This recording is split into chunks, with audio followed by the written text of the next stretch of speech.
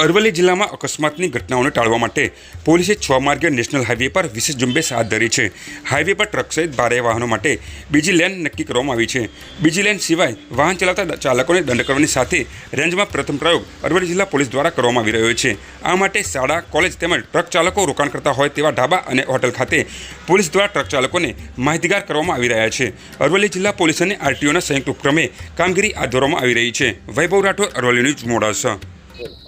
હું assistant motor વાહન inspector HP Pandya.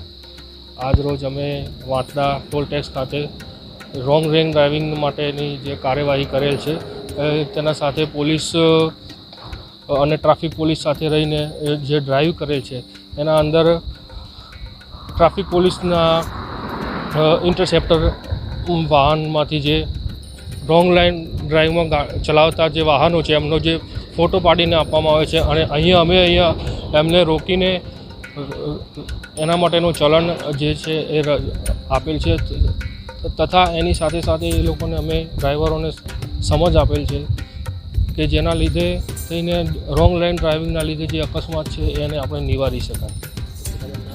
HP Pandya, assistant motor વાહક વ્હીકલ ઇન્સ્પેક્ટર।